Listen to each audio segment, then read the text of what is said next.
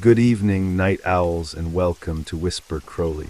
Tonight, I will guide you into a world of darkness, hoping to help you relax and unwind. Perhaps some of you will even drift into a haunting yet soothing sleep.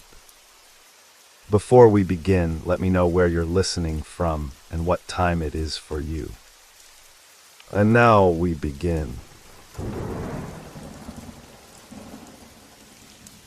I still remember the first time I heard the wind. It wasn't like any wind I had ever felt before. It was wrong. It had a weight to it, a presence that seemed to hang in the air, thick with the promise of something worse to come. The locals called it the icy wind, a name that sent shivers down my spine the moment I heard it. They said it came from the mountains, sweeping through the valleys like a herald of death. And once you felt it, once it touched you, there was no escape. It was a bitter, sharp cold that clawed at your skin, seeping into your bones and freezing the very marrow.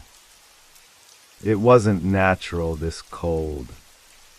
It was unnatural, as if the world itself had turned its back on you and abandoned you to the mercy of the elements. I had traveled to this remote northern village, chasing an old legend, a story my grandfather used to tell. He'd whispered it in the dead of night, when the fire crackled and the wind howled against the windows, and I had always thought it to be just a tale to scare children. But that night, standing alone in the darkened wilderness, the wind came. I stood at the edge of the village, looking out over the empty fields. The trees were bare, their skeletal limbs clawing at the sky, and the ground beneath me was a frozen wasteland. I could feel the icy chill cutting through my coat, the bite of it sharper than anything I had ever known. And in the distance I saw the mountains. Dark, imposing. The very peaks themselves seemed to breathe, as if they were alive. The wind came from there, from deep within the heart of the mountains. My breath clouded in front of me, thick and heavy, and I heard the sound of something moving. A whisper. No, not a whisper. A voice. Help us, I froze. The voice was distant, coming from somewhere far off in the valley. I turned toward the sound, my heart hammering in my chest. But there was nothing. No one. Only the wind. I felt foolish for a moment. Just the wind. But then I realized that it wasn't the wind at all. The wind was something else. It was alive. It wasn't just a cold breeze sweeping through the valley. It was something far darker. It was waiting, and I was not the only one who had felt it. The locals had warned me. You'll never be the same after you feel it, they had said, their eyes wide with fear. It changes you. The icy wind doesn't just freeze your body, it freezes your soul, but I had dismissed them. I had thought them superstitious, afraid of stories passed down from generation to generation. Now, standing there on the outskirts of the village, I could feel the weight of their words like a heavy stone pressing against my chest. I was too far from the village now to turn back. The road was treacherous, the frozen ground cracked and uneven. The further I walked, the stronger the wind became. I tried to keep moving, telling myself that it was just the cold playing tricks on me, just the wind howling through the empty landscape. But deep inside, I knew something was terribly wrong. I had to find shelter. The village was long behind me now, and there was nothing but open fields ahead, the dark mountains looming like a living thing, watching me, waiting. I had been following the old map I had found in my grandfather's belongings, the map that led to a hidden cave in the mountains, a cave where strange things were said to be buried. But as I walked deeper into the valley, my steps faltered, my resolve slipping with each gust of that unholy wind. It felt like the land was closing in on me. And then I saw it. A figure standing just ahead, partially obscured by the swirling snow. At first I thought it was a trick of the wind, a shadow cast by the drifting snowflakes. But no, the figure was too solid, too real. It was a man, or what I thought was a man. His clothes were ragged, torn by time and the elements, his face pale and gaunt. His eyes, though his eyes were empty, like black holes, sucking in the very light around them. He didn't move. He just stood there watching me. "Help us," the voice came again, only now it was louder, clearer. I took a step back, the icy wind pressing against my chest like a wall. I couldn't move. My legs felt like they were made of stone, too heavy to lift, too paralyzed with fear to respond. The figure stepped closer, his face still hidden by shadows, his eyes still locked on mine. "You are too late," his voice was harsh, unnatural, as though it came from deep within the earth, a voice so old it made my bones ache. I opened my mouth to speak, to ask who he was, but no sound came. My throat felt as though it had been frozen shut, the words dying on my tongue. The air itself seemed to be alive with a suffocating pressure, like the entire world had stopped breathing. And then I heard it. A low, grinding sound, like the earth itself was shifting beneath me. I turned quickly, my breath catching in my throat. The mountains were moving. Not physically, not in the way that rocks shift or trees fall, but in a way that defied reason. It was as if the land itself was alive, shifting and warping around me, the very ground beneath my feet trembling. And then I saw it, something rising from the depths of the valley, emerging from the darkness. A great shadow, a shape so massive it seemed to blot out the stars. It wasn't natural. It wasn't real. But it was there, moving toward me, its eyes glowing with a cold, malevolent light. My heart raced, the blood pounding in my ears. I had to move. I had to get away. But the icy wind pressed against me, holding me in place, freezing my very thoughts. My mind screamed for me to run, but my body wouldn't obey. My legs felt like they were frozen to the earth, the ice crawling up my skin, creeping into my bones. The figure stepped closer, his eyes never leaving mine. His lips barely moved when he spoke again, but I heard him, clear as day. "You're already here," and that was when I realized. The wind wasn't just a wind. It wasn't just a storm.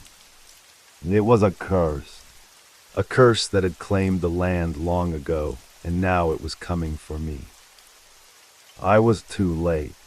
I don't know how long I stood there, frozen in place, as the shadow of the mountain loomed closer. Every instinct screamed at me to move, to run, but my legs remained as stiff as the frozen earth beneath me. I felt as though the cold was seeping into my very soul, paralyzing my thoughts, choking out any sense of rationality. The figure, the man, was still there, just a few steps away. His eyes, those voids of darkness, felt as though they were burning through me. I couldn't pull away. It was as though his gaze was drawing me in, holding me in place like some ancient spell. "It's too late for you," the voice echoed in my mind, louder now, and the weight of those words pressed on me like an unbearable burden. I tried to speak, tried to scream for help, but my mouth refused to move, my throat thick with ice. I felt like a statue trapped in time. And then the wind. It wasn't the same as before. No longer a cold breeze that rattled the trees or whipped at my skin. This was something far worse. The air around me seemed to crack as the wind began to howl with a terrible, otherworldly force. It wasn't just the sound of wind anymore. It was like the very fabric of reality itself was being torn apart. My body shuddered as though 1,000 icy claws were raking across my flesh. My breath caught in my chest, frozen in the air, and I felt a strange, suffocating pressure in my lungs. The figure moved then, slowly, deliberately. His steps left no marks in the snow, no sign of his presence, yet I could feel the tremor in the ground beneath me as he advanced. He reached out, his hand extending toward me, the skin pale and cracked like old parchment. You were warned the moment his fingers brushed against my arm. A shockwave of ice spread through my veins. My body jerked, the sensation of freezing water coursing through my blood as though it had turned to stone. I gasped for air, but nothing came. It was like my very existence was being siphoned away, drained by the touch of this creature, this thing that had once been a man. His eyes never left mine, his gaze now burning with an unnatural hunger. And then in the distance I heard it, the sound of a bell, faint and distant, tolling once, twice. The noise sent a wave of nausea over me, an unsettling sense of finality. I had read about this, about the bell tolling in ancient villages, the signal of death or impending doom. It seemed to echo from somewhere deep within the heart of the mountains, like a beckoning from the underworld itself. I forced my head to turn, the movement agonizing as the ice gnawed at my every fiber. The sky had turned a dull, sickly gray, the stars swallowed by thick, swirling clouds. The wind had intensified, now a shrieking force that threatened to tear the very air apart. I was no longer alone.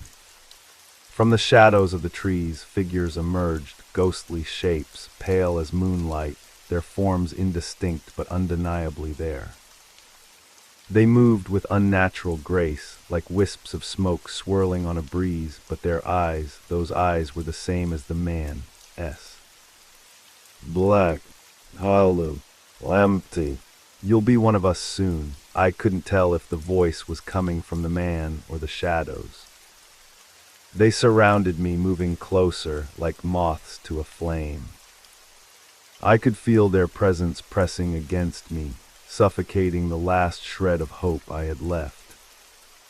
The wind screamed louder now, a maddening wail that seemed to echo the voices of the lost souls trapped in this cursed place. And then I saw it. In the distance, near the foot of the mountain, there was a cave, an opening in the rock, half hidden by the swirling snow. It looked like a gaping mouth, waiting to swallow me whole. Without thinking, I stumbled toward it, my legs heavy and uncooperative. Every step felt as though the very earth was pushing back against me, as though it wanted to drag me back into the frozen wasteland. The wind seemed to grow stronger, pulling at me, but I pushed forward, heart pounding in my chest. The figures, those ghostly shapes, did not follow. They remained standing in the snow, their eyes locked onto me, watching as I fled. Their gaze was a mix of sadness and inevitability, as though they knew the futility of my struggle. I reached the cave. Inside it was dark. But not just dark, it was cold. A suffocating cold that pressed in from all sides. I could see nothing, only the shadowy outline of the entrance behind me. I turned, every nerve on fire, expecting to see the figures closing in on me, but there was nothing. The wind had ceased, leaving behind only the eerie silence of the mountain. I stumbled deeper into the cave, my breath ragged and shallow, each exhale visible in the air like a mist. My thoughts were a tangled mess, my mind struggling to comprehend what was happening. Had I imagined it? Had the cold and the isolation finally broken me? But then I heard it again. A soft, faint whisper, almost inaudible over the sound of my own ragged breathing. But it was there. It was unmistakable. You should never have come. The voice was not the man S. It was deeper, older, carrying with it the weight of something ancient and terrifying. It seemed to reverberate through the walls of the cave, vibrating in my bones. I froze, my heart hammering in my chest. I tried to speak, to call out, but the words were lost, smothered by the weight of the voice. And then the cold hit me again. This time it wasn't just the air. It was as though the very cave was alive with it, as if the stone itself had become a conduit for the frigid power of the wind. The temperature dropped sharply, the frost creeping across the ground, climbing the walls and wrapping around me. The wind howled not from outside, but from within, swirling in a vortex that seemed to close in on me, tightening its grip around my throat. I tried to move, but my body was no longer my own. My limbs felt heavy, sluggish, like they were encased in ice. Panic surged through me as I struggled to breathe, my chest tightening, the air growing thinner with every passing moment.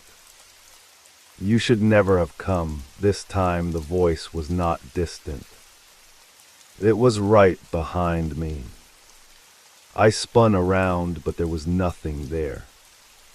No figure, no shape, just the oppressive darkness of the cave. And then I felt it, the cold, the real cold, seeping into my skin, my very soul. It was as though something was draining the warmth from me, the life itself slowly being pulled away. I was trapped, and I couldn't escape. The darkness was suffocating. My breath, shallow and ragged, escaped invisible clouds, but no warmth came from within me anymore. I was growing cold from the inside out, my bones stiffening with the biting chill that seemed to invade my very essence.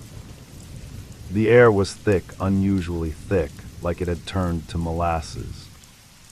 Every breath felt labored, as if the cave itself were fighting me, trying to pull me deeper into its icy depths. I tried to move, to stumble forward into the deeper recesses of the cave, but my body had grown unresponsive, my legs shaking uncontrollably beneath me. I could feel the ground trembling underfoot, as though something was beneath the stone, something vast and ancient, stirring in its slumber. The whisper came again, its voice like the wind scraping across the jagged cliffs outside, cold and unyielding. Do you feel it? The heart of the storm. The place where time is forgotten. My throat burned as I tried to cry out, but nothing came. The voice had become a presence, looming over me, swirling through the very air like a tangible force.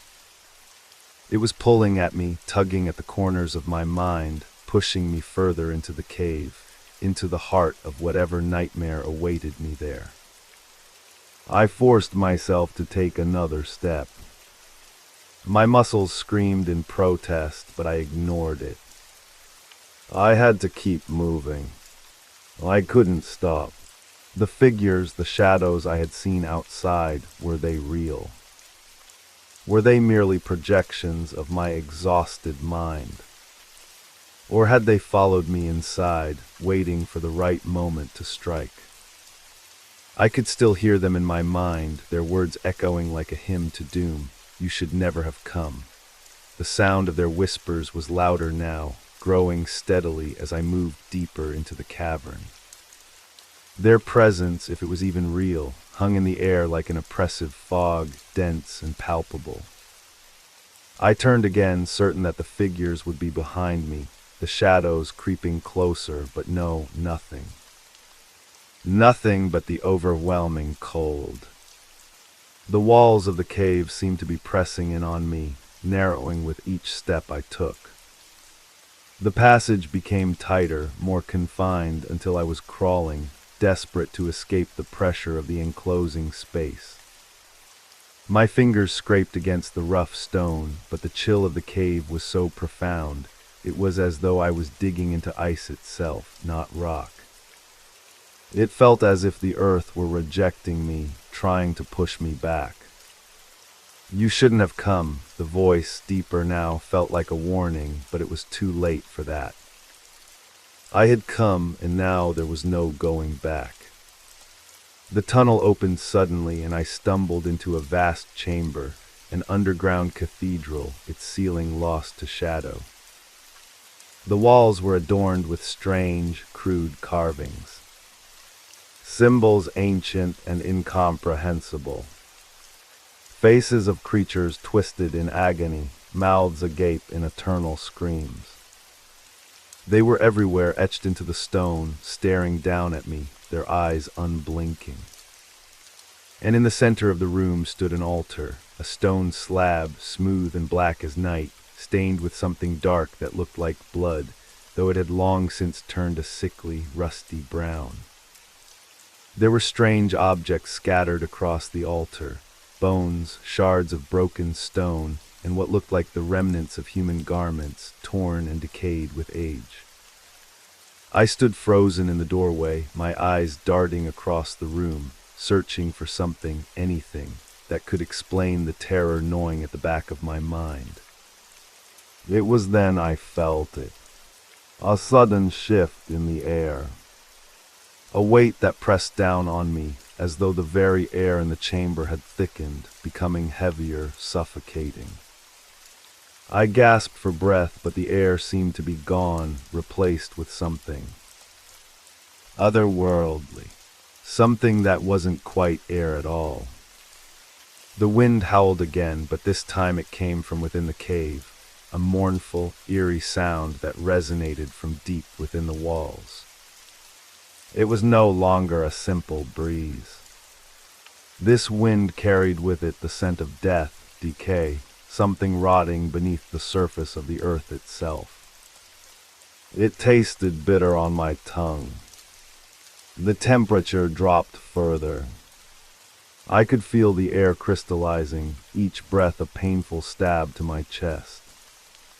My skin prickled with the sensation of something crawling beneath it, something cold and sharp, like thousands of tiny needles piercing through to my bones. I took a step forward. The ground beneath me was slick now, coated with frost. The stone had turned to ice. The walls of the chamber seemed to shimmer, distorting as though they were not entirely real, as though the cave itself was alive, pulsing with an ancient, malignant energy. I moved cautiously toward the altar. As I approached, I noticed something strange. The carvings on the stone seemed to shift, as though they were alive, changing with each blink of my eyes. The faces, the twisted creatures, they were staring at me, their mouths silently moving, though I could not hear their words. And then a sound. A whisper too faint to catch at first, but then louder, clearer. "You are not alone." I froze. I was not alone. I spun around, my heart pounding in my chest, only to see nothing. The chamber was empty. The air still. The shadows clung to the walls, but there was no movement. No figures creeping toward me. No footsteps behind me. Yet I couldn't shake the feeling that something was watching me from the dark corners of the room. The cold was unbearable now. It pressed down on me, seeping into every part of my body, numbing me from the inside out. I stumbled backward, desperate for the safety of the cave entrance, but the wind, The wind was rising again, and this time it was different. It wasn't just cold. It was alive. It rushed at me with a force that slammed me into the altar.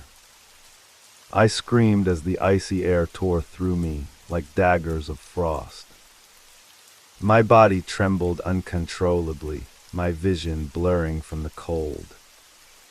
The whispering voices grew louder, almost deafening now, blending together in a cacophony of agonized wails. "You should never have come," and then the voice, cold and final, echoed in my ears, filling my head with a terrifying clarity. "Now you will stay." In that moment I knew I understood. The wind, the whispers, the figures, they were not the curse. They were its victims. They were part of it. Part of this mountain, part of this cave. And now I was part of it too. I opened my mouth to scream, but the wind rushed in, choking me, pulling me deeper into the icy heart of the storm. I tried to fight it. I could feel my body tremble, my lungs burning as I struggled for air. The wind howled through the cavern, swirling with a malevolent force that pushed against me, pulling me further into the depths of the forgotten tomb. It was as though the cave itself had become an entity, alive and aware, a sentient force that was determined to swallow me whole. I collapsed to my knees, gasping, my hands clutching at the cold stone floor as if it could anchor me, but it only pressed back harder.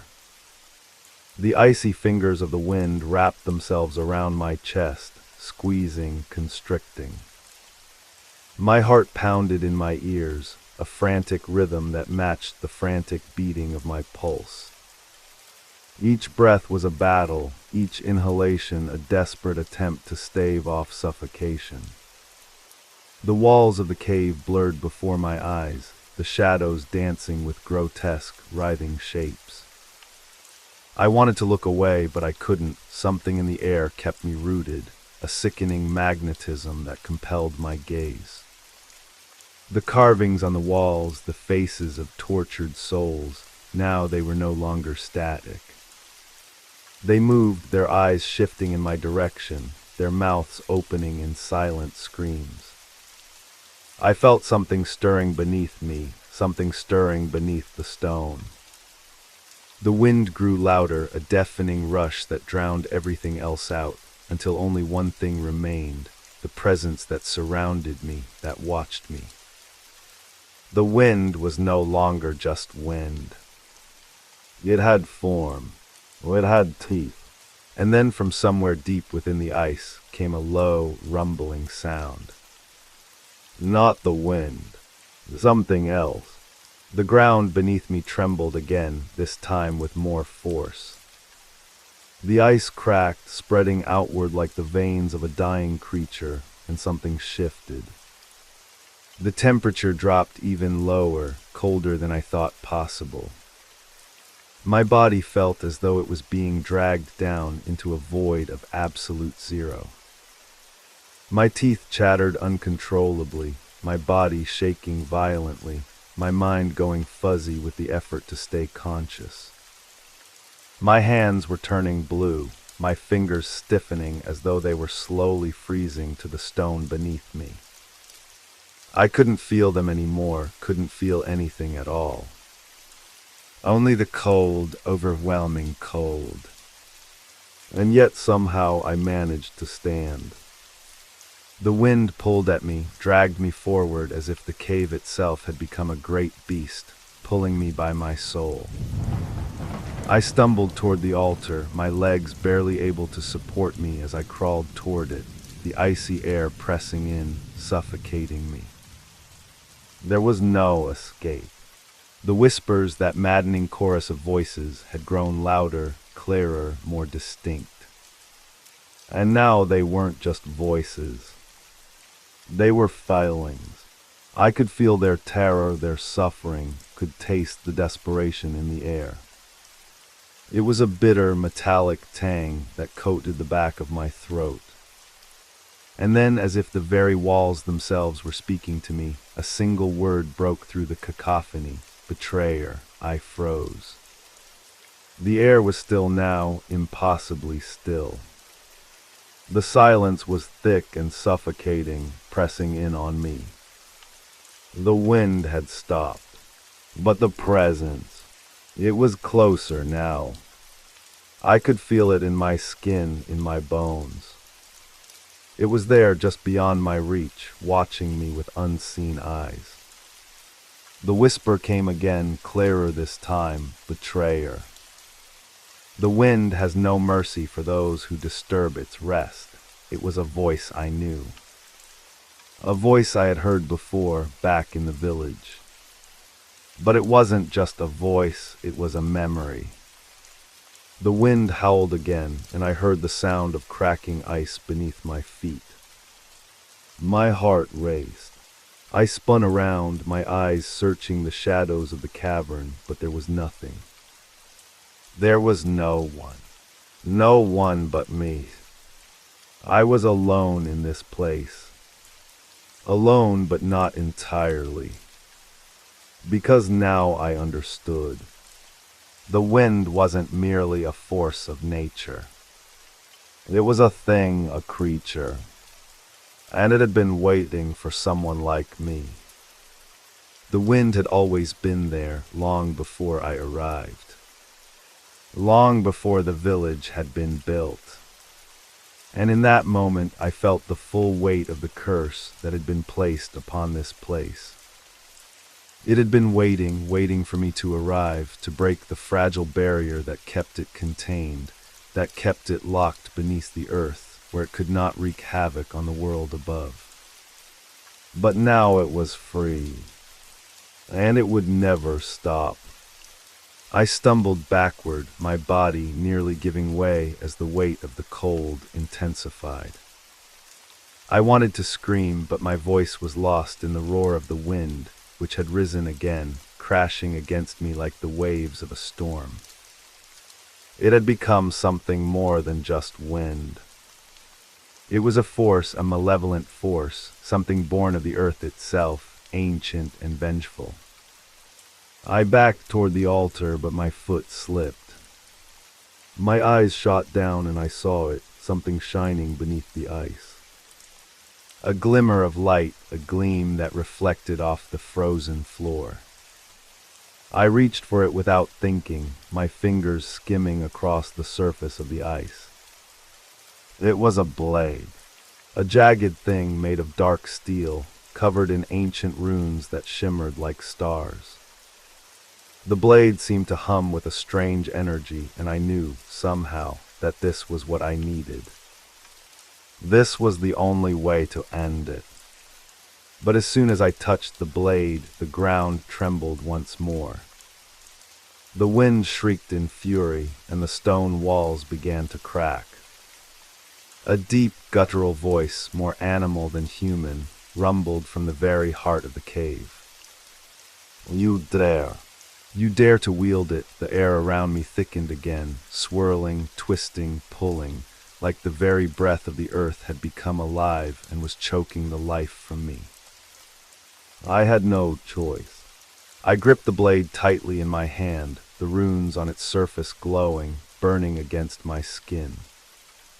The whispers grew louder, the wind shrieking like a dying animal.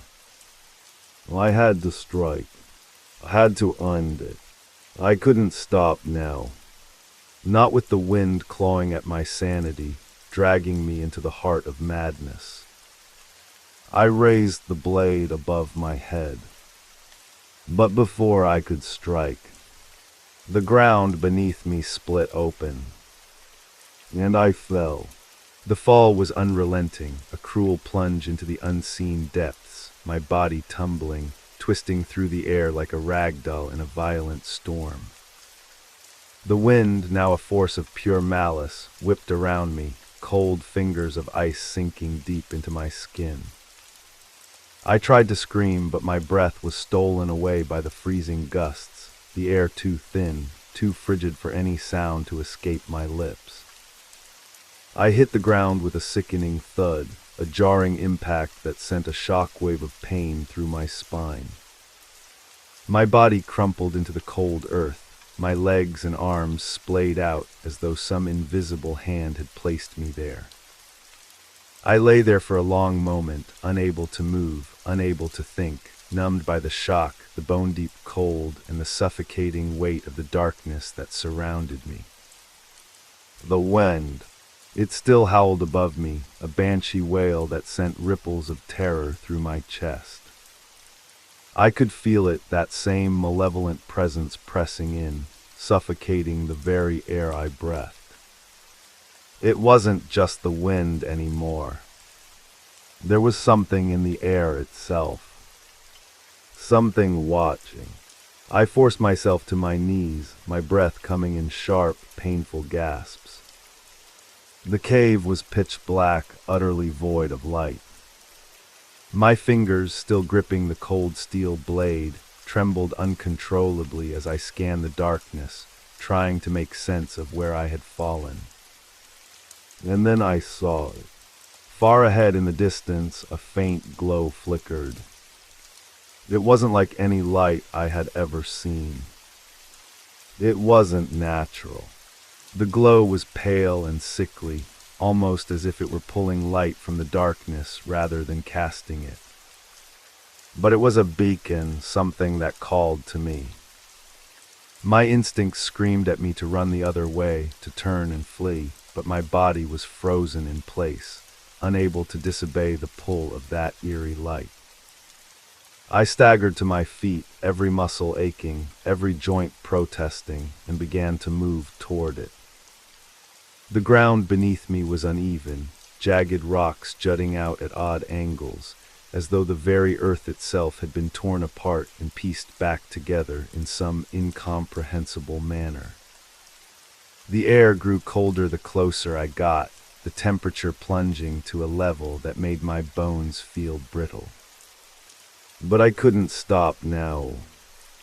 I couldn't afford to. As I neared the light, I could make out shapes, strange, unnatural shapes etched into the walls. Symbols, runes, and in the center of them a massive archway, carved with images of wind and storm. At the base of the arch there was a stone pedestal, cracked and weathered by time. And upon that pedestal there it was. The object, a crystal. It was like nothing I had ever seen before. It seemed to breathe. Pulsing with a faint blue glow, it shimmered with an inner fire that contrasted starkly against the cold, empty void surrounding it. As I approached, I felt the wind subside for a moment. There was an unnatural stillness now, a quiet that settled over the cavern, as though the very air held its breath. I reached for the crystal, my fingers trembling. The moment my skin touched its smooth surface, a sudden surge of energy coursed through me.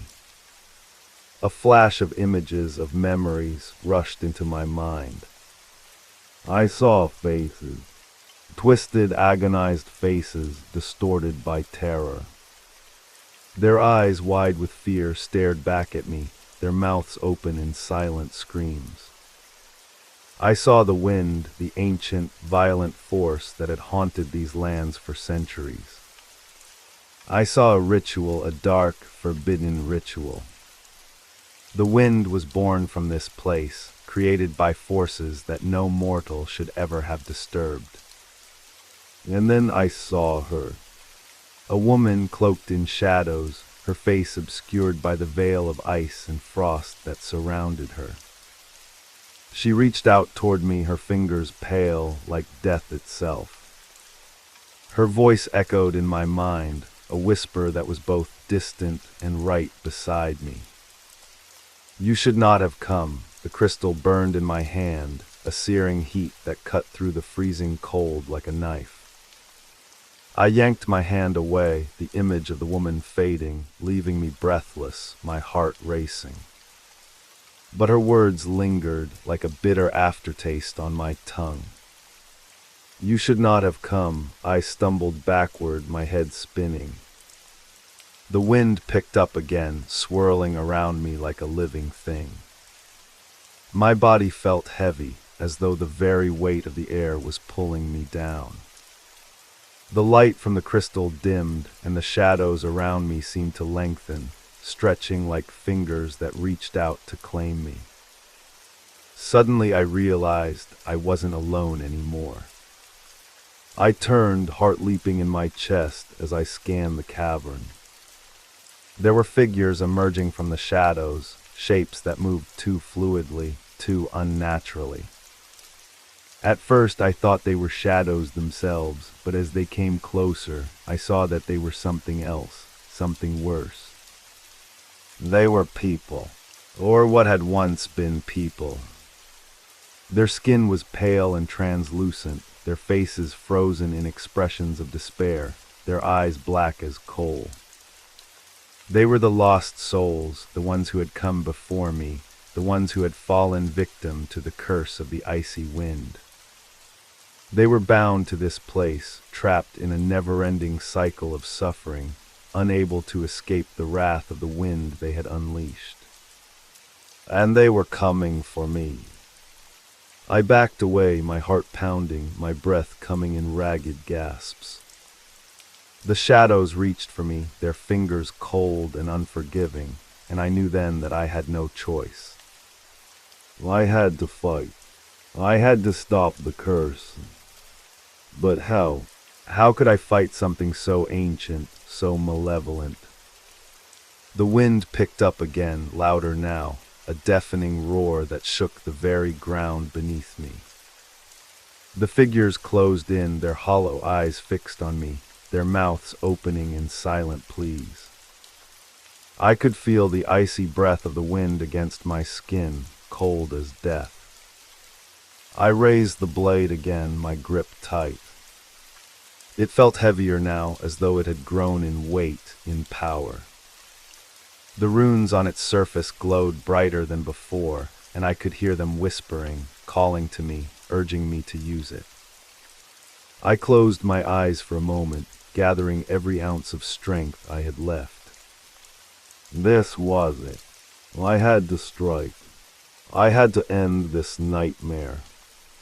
But just as I took a step forward, the wind howled louder than ever before, and the shadows lunged.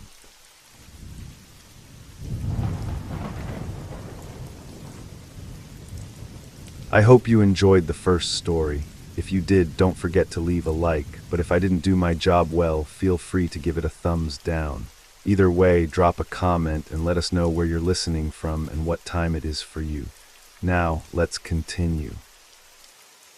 Why does a melody never truly fade away? That question had been haunting me since I first heard the notes in the dead of night, drifting through the cracked windows of the abandoned studio. The melody wasn't like any ordinary piece of music. It was like a whisper of something long forgotten, yet impossibly familiar. Each note seemed to tug at the very fabric of reality, pulling me deeper into a place I couldn't escape. I wasn't supposed to be there. I knew that. The studio had been closed for years, its walls decaying, its once grand piano now just a rotting shell. The windows were boarded up, the dust thick enough to choke anyone who dared step inside. But still, I couldn't stop myself from going back. The sound, that haunting melody, pulled at me like a moth to a flame. The more I heard it, the less I could think clearly. The more I listened, the more I felt as though the very air around me was thickening, closing in.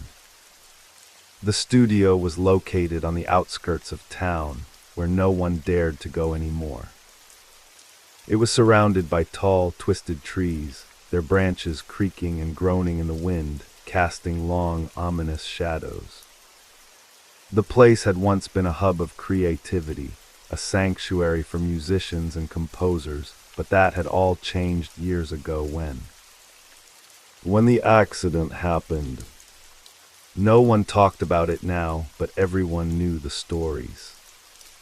I'd always been drawn to the eerie silence of the place, though. The way the world seemed to hold its breath whenever I stepped inside. It was as if the air itself was waiting for something.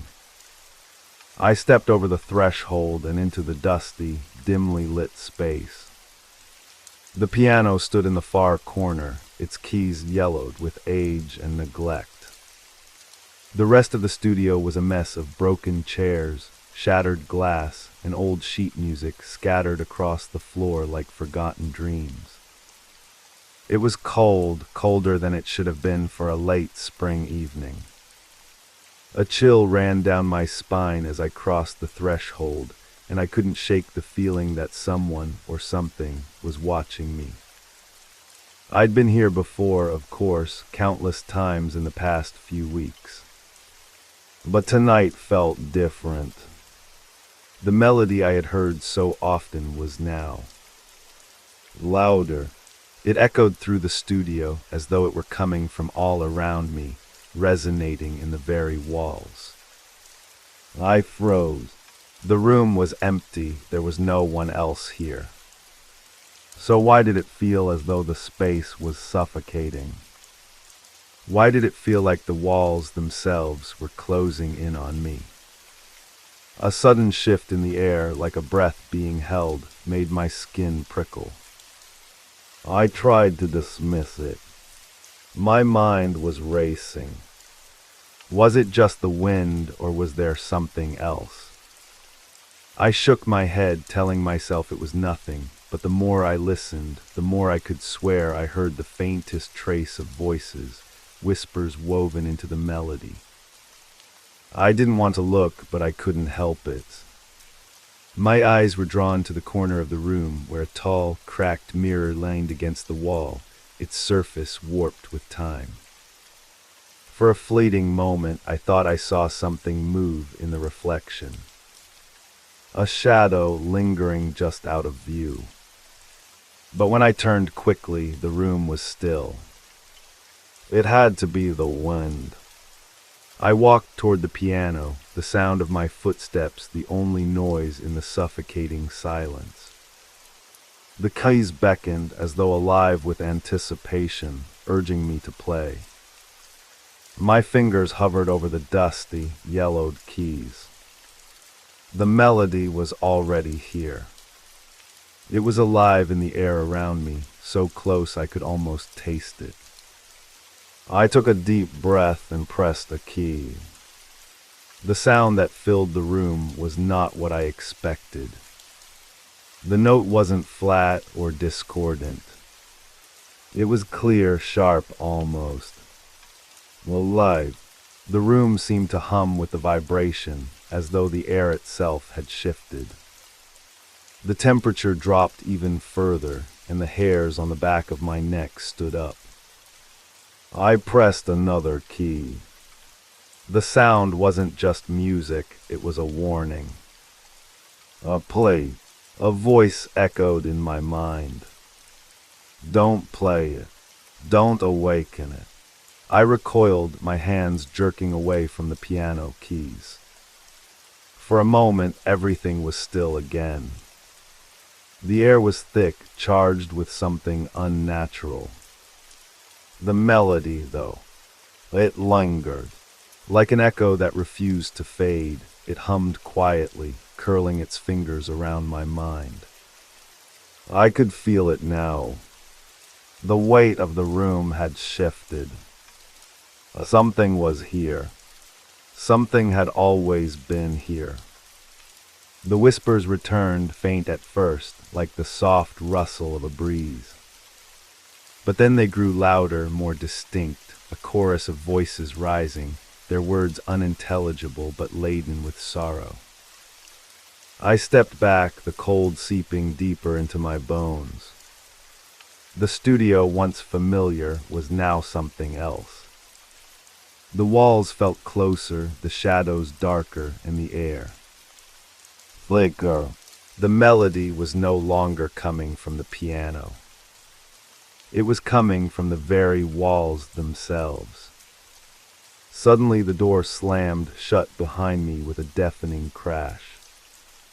I spun around, heart hammering in my chest. The room was now plunged into darkness, the faint glow from the cracked window no longer enough to see by.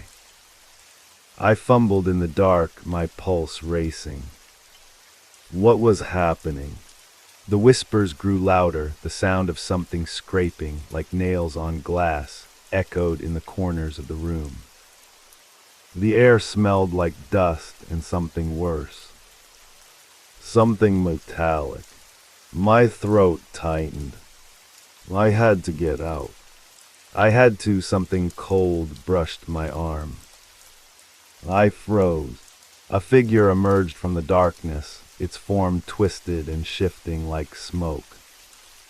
Its features were blurred, indistinct, but its presence was unmistakable. It was watching me. It had always been watching me.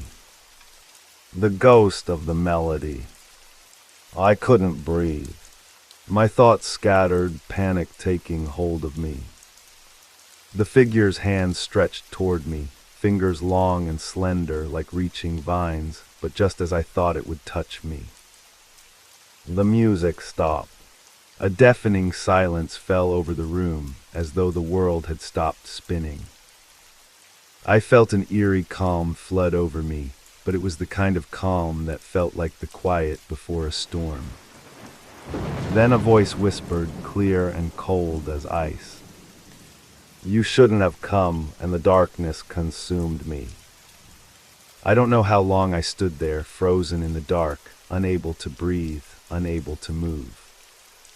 My entire body trembled, my legs were numb, and my chest constricted with fear, as if something was pressing against my ribs from the inside, squeezing the very air from my lungs. The voice, no, the whisper, had crawled under my skin, leaving behind a cold trace of dread that clung to me like a shroud. You shouldn't have come, the words repeated in my head over and over like a chant.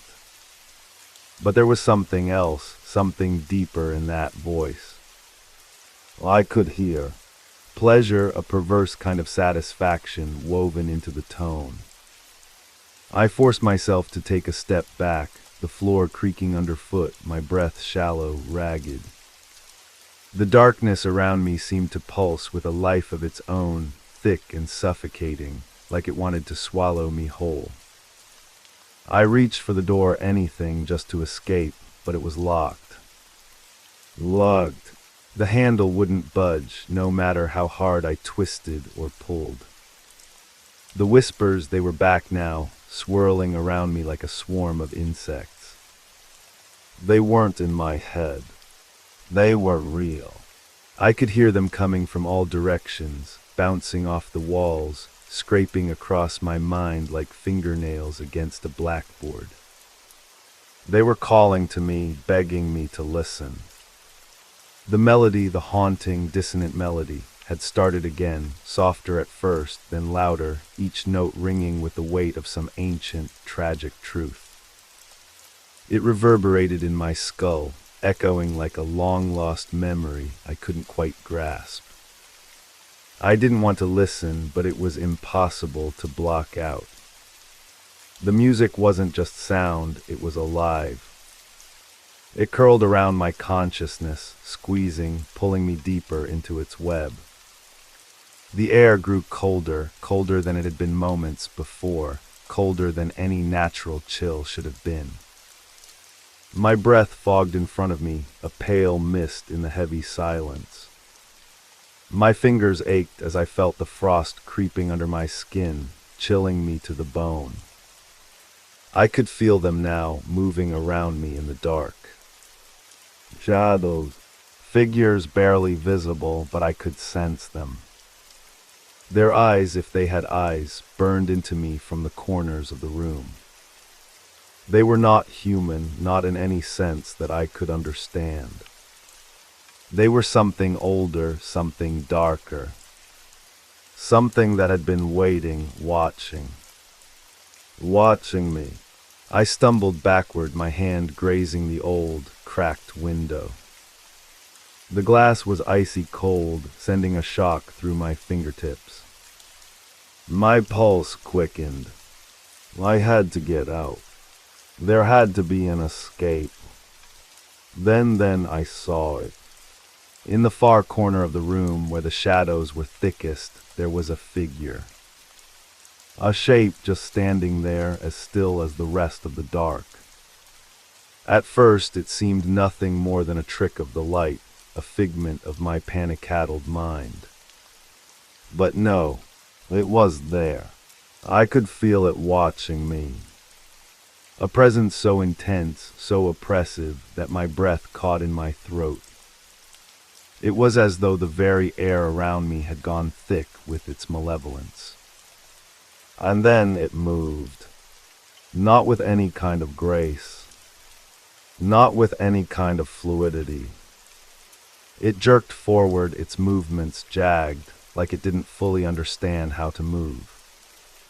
A form made of darkness, wrapped in tattered clothes, its face obscured by shadows. But there was something about it. Its presence that made my heart race, that made my skin crawl with a primal fear I couldn't shake. It was drawn to me not by curiosity, but by something much more sinister. I could hear it, its breathing, slow and labored, ragged, like it was struggling to stay alive. The whispers surged again, this time louder, more insistent. They were no longer in the walls. No, now they were all around me, in the air, in the corners of my mind. The melody, too, rose in intensity, wrapping itself around my thoughts. Each note felt like it was reaching for me, trying to pull me into something I couldn't understand, something I didn't want to understand. I couldn't take it anymore. I had to break free. I turned and shoved my shoulder into the door, once, twice, 3 times, each attempt sending a jolt of panic coursing through me as I felt the presence inching closer. I wasn't alone in this room anymore. It was there, waiting. The figure, the creature, whatever it was. And it was not letting me leave. Finally, the door gave way with a groan, creaking open, just enough for me to slip through. But the instant I stepped into the hall, something grabbed my ankle. I screamed, something raw, something animalistic, as I was dragged back into the room. The melody stopped. For a moment I was free. For a moment the whispers faded. I could hear nothing but the rush of my heartbeat in my ears, my ragged breathing. The door was ajar, but no, the shadows hadn't let me go.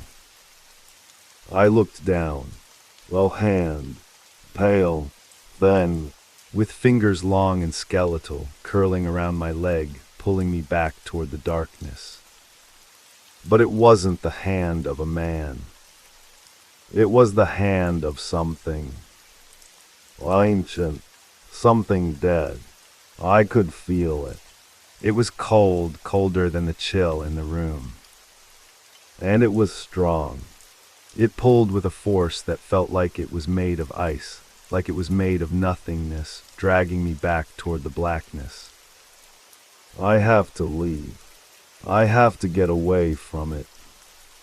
I pulled with everything I had, kicking, screaming. The figure wasn't just holding me. It was pulling me in, dragging me back to where it came from. Back to the heart of the darkness. To the source of the melody. I wasn't going to let it win. I wasn't going to let it. The hand tightened around my leg. And the music started again. The grip on my leg tightened, and for the first time in my life, I understood the meaning of pure terror. I could feel the coldness of the hand, no, not just cold. It was like ice, like 1,000 years of frozen death had seeped into my bones, chilling me from the inside out. The darkness around me thickened, wrapping itself around me like a living thing, suffocating my every thought. My heart pounded in my chest, my blood rushing through my veins with an urgency I couldn't control. I kicked and thrashed, but the grip didn't loosen. It never did. Every motion I made only drew me closer to the figure, to the shadows in the corner, to the source of the cursed melody. I glanced back at the door, but it was already closing. I could see the space narrowing as if the room itself was shrinking, pulling me into some ancient, forgotten nightmare. The whispers came again, but now they weren't just whispers. They were voices, distinct voices, layered over one another, all speaking at once, telling me to stay. Telling me to stop. I yanked harder. The room around me seemed to ripple, the walls warping like the surface of a disturbed pond. The shadows stretched toward me, elongating like claws reaching from every corner. There was a shape in the darkness now, a figure just barely perceptible in the gloom, with eyes that glowed faintly like embers in the dark. I wanted to scream, but the air was thick in my throat, choking me. Every sound I tried to make was swallowed up by the deafening roar of silence, punctuated only by that damnable, cursed melody. Then I saw it. A faint, almost imperceptible flicker of light. It was coming from behind the figure, from somewhere deeper in the shadows. At first I thought it was a trick of my mind, a desperation-fueled mirage. But no, it was real. The glow pulsed, faint but undeniable. It was the same eerie greenish hue that had swirled through the room when I first stepped inside. I had to get to it. Whatever it was, it might be the key to escaping this nightmare. With all the strength I had left, I dragged myself toward the door, inch by agonizing inch. But the hand pulled me back, its grip unyielding. I reached out with one trembling hand, my fingers brushing the door frame. The whispers surged louder. You cannot escape. You cannot leave. And then another voice. This one was different. It was deeper, resonant, a voice that echoed through my very bones. You shouldn't have come, the voice, low, sinister, spoke the words with an almost cruel satisfaction. I froze, my blood turning to ice in my veins. The whisper, it was familiar. I had heard it before. But where? It was coming from the shadows. From the figure. I could hear its movement now, the slow, deliberate sound of footsteps dragging across the floor, each one like the scraping of nails on stone. It was coming closer, the shape shifting in and out of the darkness, its form like a patchwork of shadows and light, twisting, contorting, never still. And suddenly I saw it, a face. It was there for just a moment, but it was enough. It was gaunt, hollow, with eyes that burned through the darkness. Eyes that held centuries of pain, of regret, of madness. And the music, it had become something else. The notes, once haunting and sorrowful, now twisted into something far more sinister, like a broken symphony being played by a hand that had forgotten how to play. Each note made my teeth ache, my skin crawl. The melody was no longer a sound, it was a feeling. A visceral sensation. The note scraped at my mind like 1,000 unseen fingers, digging into my thoughts, tearing away at my sanity. I closed my eyes, trying to block it out. But the vision of the figure lingered. The face, those eyes, it had seen me. It knew me. The grip on my leg loosened, but only slightly. I could feel its cold fingers shifting, trying to drag me back deeper into the blackness. It was like the room itself was reaching for me, pulling me into its depths, into the belly of the darkness where the music came from. And then I heard it. A soft hum barely audible, like the faintest note of a forgotten song.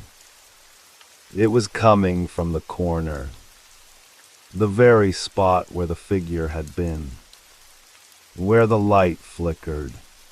I couldn't help myself. I had to know.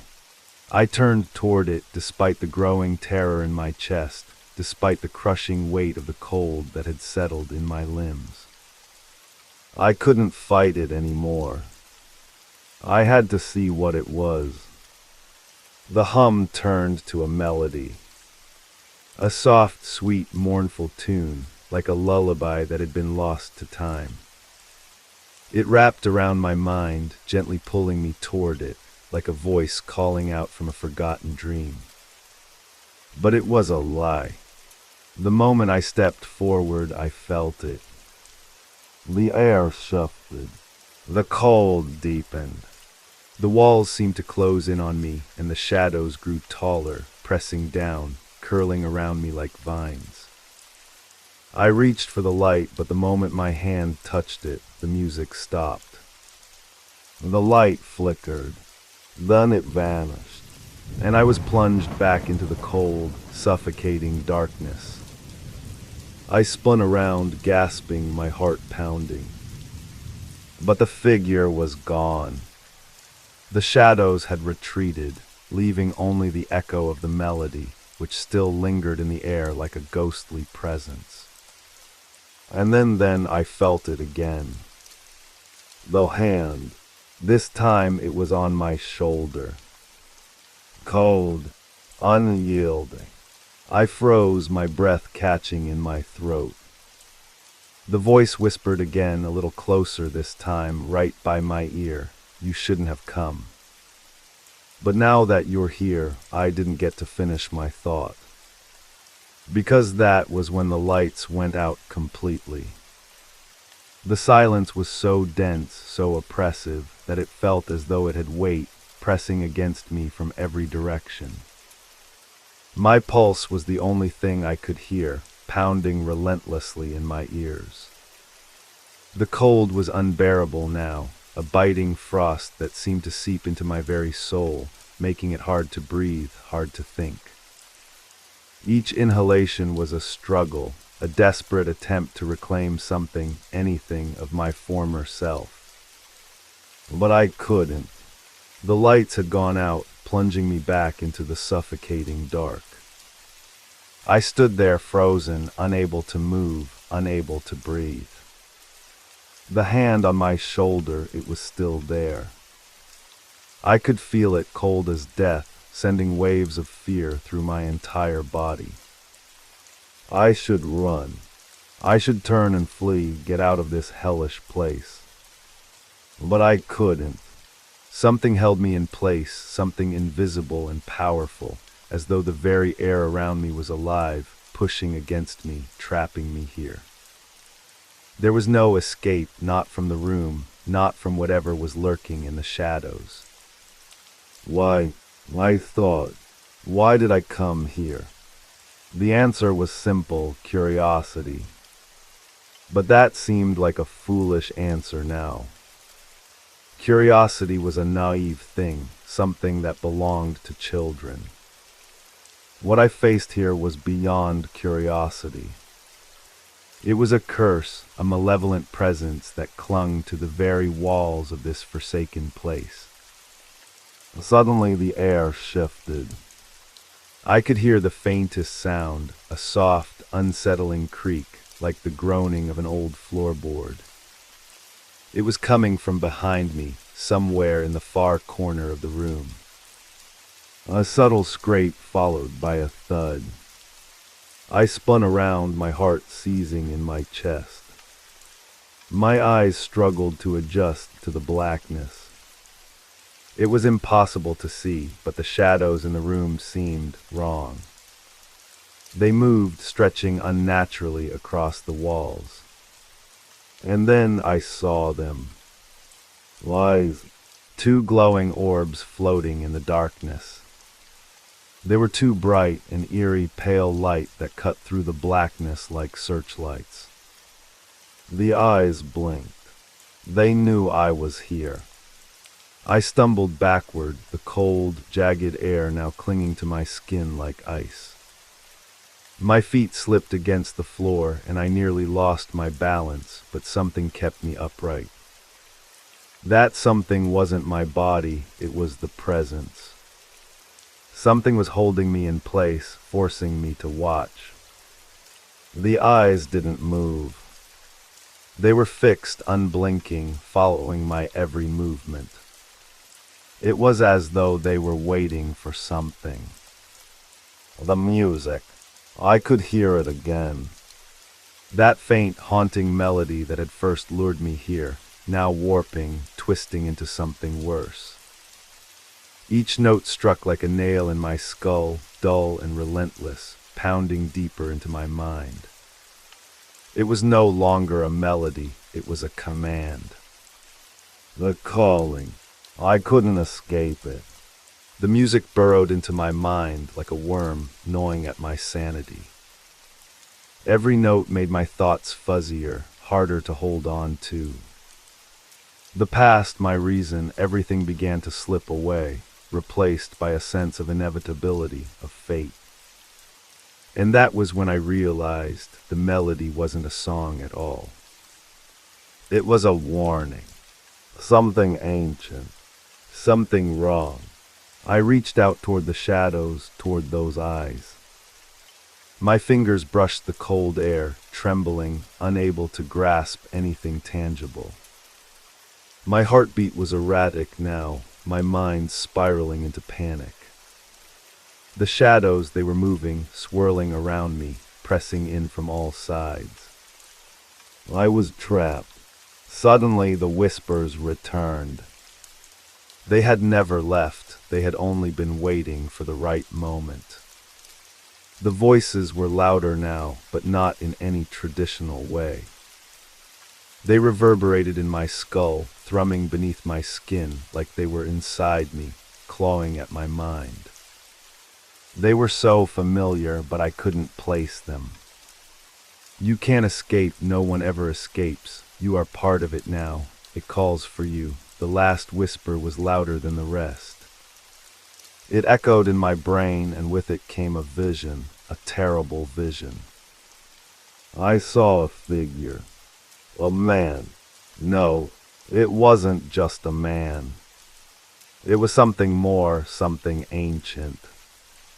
His face was gaunt, skeletal even, his skin stretched thin over a skull, and his eyes, those glowing eyes, pierced me with such intensity that I felt my very soul recoil. He stood at the heart of a vast, empty room, a room with no doors, no windows. Just darkness. He held something, an instrument. A violin old and cracked, its strings stained with rust. He played, but the music wasn't a melody. It was a curse, a binding force that tied souls to the very walls, making them part of the void, part of the silence. I was trapped too, I realized. Trapped like the others before me, like the lost souls whose screams had become part of the very air in this place. I felt their presence now, felt them around me, their cries reaching out from beyond the veil, trying to drag me deeper into the void. You are a part of it now. I gasped, stumbling backward, my fingers trembling. It was no longer a choice. It was inevitable. The figure reached out to me, his long fingers extending like claws. I couldn't breathe. I couldn't move. No, the cry echoed in my throat, but the words couldn't escape. Then the lights flickered again. One final burst of light, illuminating the room for the briefest second. In that moment, I saw everything. The walls were covered in symbols, ancient, cryptic runes that pulsed with a malevolent energy. The shadows, the eyes, the whispers, it was all connected. They had been waiting for me, for someone to come. Someone who could hear the music. And the music, it was no longer a song. It was a present. The violinist smiled and the music began again. But this time I understood. It wasn't a melody. It was a sentence, and I was trapped within it. The lights went out once more. The shadows closed in, and I was no longer alone. I don't know how long I stood there, frozen in place, a prisoner of the suffocating darkness. Time had become meaningless. Every second stretched out like an eternity, each breath I took tasting more stale than the last. The shadows pressed in tighter, their cold tendrils creeping around my ankles, up my legs, as though the very floor had turned to ice. My mind was unraveling. The violinist, the figure who had once been just a fleeting, spectral image, was now a constant presence in my thoughts, a horrific imprint in my brain. His bony fingers still seemed to trace the curves of the violin, the strings creaking under his touch. I could hear the screeching of the bow against the wood, the tortured sound that had torn through the silence earlier, now replaced by a low, dreadful hum that seemed to reverberate from all corners of the room. You are part of it now. The words rang like bells, a relentless tolling that echoed in the deepest recesses of my mind. The music had changed. It was no longer a haunting melody. It was a deafening roar, as if the very sound had split apart the fabric of reality. The violins shrieked in agony, and there, somewhere in the endless cacophony, I could hear them, the voices. A chorus of tortured souls, all trapped in this infernal prison. The sound. It pulled at me, dragging me into the depths of despair. It was overwhelming, suffocating, a madness of sound that seemed to tear at the very edges of my sanity. I had to escape. My legs shook as I tried to move, my feet dragging through the cold floor. Every step felt like wading through quicksand, each movement harder, as though the room itself was pushing against me, reluctant to let me leave. But I couldn't stop now. I couldn't stay here. If I did, I would become just another part of the music, just another voice in the chorus of the damned. I stumbled toward the door, my hand reaching out for the handle. But it wasn't there. It should have been there. I had been standing directly in front of it moments ago. But now, there was only an endless wall. A smooth surface where the door had been, as if it had never existed at all. The walls were closing in. The shadows were moving again, no longer just shapes, but tangible, alive, as though the darkness itself had taken form. I could hear them, the whispers again, growing louder, louder than the violin. They were coming for me. I could feel their presence, everywhere all around me, watching, waiting for me to crack. Help me, the word slipped from my lips in a breathless gasp, but the room only responded with more whispers, more shadow. And then beneath it all, the faintest of all sounds, the notes of the violin. Soft, barely audible. But in that moment I knew. I knew the truth. The violinist wasn't just playing. He was calling me. The door was gone, replaced by a thick, suffocating darkness. But through it there was one tiny flicker of light. One tiny, trembling hope. The sound was coming from the corner of the room, the farthest point, where the shadows seemed to grow deeper, more oppressive. I had no choice but to go toward it. With each step I took, the air grew colder. The temperature dropped until my breath came in visible clouds, each exhalation like a tiny, fleeting ghost.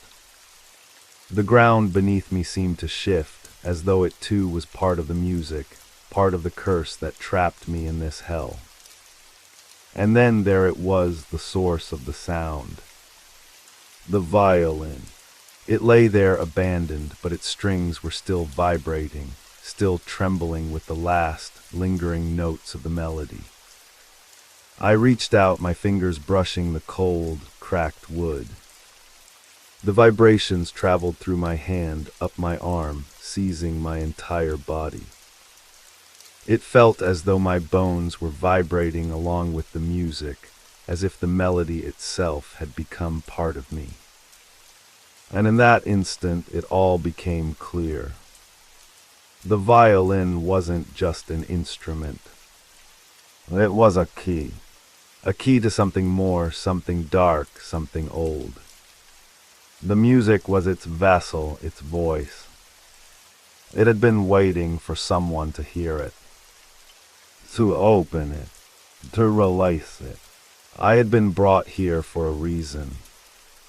The shadows, the whispers, the eyes that had watched me from the dark, they had all been leading me here. To this moment, to this final note. I didn't understand how, but I knew. I had to play it. I had to play the final note. With trembling fingers, I lifted the bow. The air around me seemed to shudder as I moved it slowly across the strings. The first note was soft, faint, barely a whisper in the overwhelming silence. But as I played, the sound grew, filling the room, resonating deep in my chest. I could feel it in my very bones, each note a shockwave, an electric pulse that carried through the air like a chain reaction. I played faster now, the rhythm building, the music becoming something alive, something hungry. I couldn't stop. The music controlled me, bending my will, twisting my fingers into positions they shouldn't have been able to reach. The air became thick with power. The shadows danced wildly, their shapes distorting, warping around me. The walls groaned as if they were coming apart at the seams. I couldn't stop. And then, as I played the final note, a loud, agonizing screech that filled the air, the room broke. The shadows recoiled, shrieking in rage. The music reached its crescendo, exploding in a thunderous roar that seemed to tear apart the fabric of reality itself. I could feel the presence, the terrible force that had been haunting me, trying to break free. But it was too late. As the last note echoed through the darkness, the ground beneath me crumbled. The walls shattered, the ceiling collapsed, and I was left standing, alone, gasping for breath, surrounded by nothing but silence. The music was gone. The shadows had dissipated.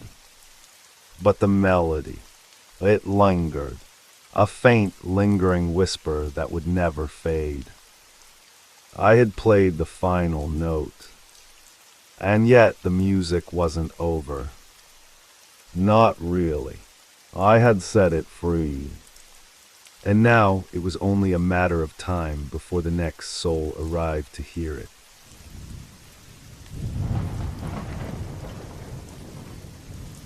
I should have known something was wrong the moment I stepped onto the bus. It wasn't the smell of stale air or the dim flickering of the lights. No, it was the unease, the tension in the air that no one spoke of but everyone could feel. It was the way the driver looked at me, brief, sharp eyes that seemed to bore through my very soul before he turned away without a word. And the passengers all seemed too still, too quiet, like they were waiting for something. I slid into an empty seat in the back, pulling my jacket tighter around me as if to protect myself from the chill. The bus lurched to life and we were off, speeding down the dark highway. The only sound was the steady hum of the engine and the occasional squeak of the wheels on the worn asphalt. I had no idea where I was going. In fact, I couldn't even remember how I had ended up at the bus stop in the first place. The night was too silent, too thick, and the world outside the windows was just a blur of dark shapes and shadows. The road stretched endlessly, and I felt something cold twist in my chest. There were others on the bus, but they hardly moved, hardly made a sound. The man sitting across from me stared blankly out the window, his hands folded neatly in his lap. The woman next to the driver didn't seem to blink. Her eyes were wide and unblinking, like she was lost in some trance. I didn't feel lost, no, it was more than that. I felt like I had wandered into a place I didn't belong. Like I had crossed some invisible line into a world that wasn't quite real. And then I heard it. A whisper. At first I thought it was just the wind. A draft from the cracked window perhaps, or the faint hum of the engine, playing tricks on my ears. But it was different. It was a voice, soft but unmistakable. It seemed to float just outside my hearing, like a distant murmur. I leaned forward, my breath catching in my throat. The other passengers remained still. They didn't seem to hear it, or they weren't acknowledging it. My hands gripped the seat tightly, my heart beginning to race as the whisper came again, clearer this time. Turned back, I glanced around, but no one met my eyes. Everyone was lost in their own world, their own silence. The bus rumbled on, the wheels singing against the asphalt. But that whisper, it lingered. The temperature inside the bus dropped suddenly, and I noticed my breath misting in front of me. A shiver ran down my spine. The air felt heavy, oppressive, as if something was pressing down on me. The world outside was nothing but a stretch of shadow, yet there was something familiar about the darkness, something unsettling. Suddenly the bus jerked violently, throwing me against the seat in front of me. A gasp tore from my lips. The passengers didn't move. They didn't even flinch. And then I saw it. A figure, fleeting but unmistakable, darted across the road ahead of the bus. It was just a shadow at first, a quick flicker in the corner of my eye, but as the bus swerved to avoid it, I caught a glimpse of something pale and twisted. A face, a ghastly face, its mouth open in a silent scream, its eyes wide and empty. It was gone before I could blink, swallowed by the darkness of the night. But the image remained, burned into my mind, vivid and terrifying. What the hell is going on? I thought to myself, my pulse hammering in my throat. The bus continued down the road as if nothing had happened, but the world outside seemed wrong. The shadows clung to the trees, stretching unnaturally long, moving in ways they shouldn't. I turned my gaze back to the passengers, hoping for some kind of reassurance, but they were the same as before, frozen, unmoving. Except for one. The woman next to the driver had turned her head slowly, so slowly that it was almost unnatural. Her eyes fixed on me with a vacant, emotionless stare. I felt a cold sweat form on the back of my neck. She didn't blink. She didn't even seem to breathe. Just stared. And then, just as I thought my heart would stop, she whispered, "They can't hear you." I didn't understand. The whispering voice, the shadows, the coldness that was creeping into my bones, it all felt wrong, like the world was folding in on itself. I opened my mouth to speak, but no words came. The bus rumbled on, its wheels singing a lonesome tune. Then, just as quickly as it had started, the whispering stopped. The silence fell over the bus. A silence so deep, so thick, I could almost feel it pressing against my eardrums. But the silence, it was worse than the whispers. Because in the silence, I could hear the others. Not the passengers, no, not them. But something else.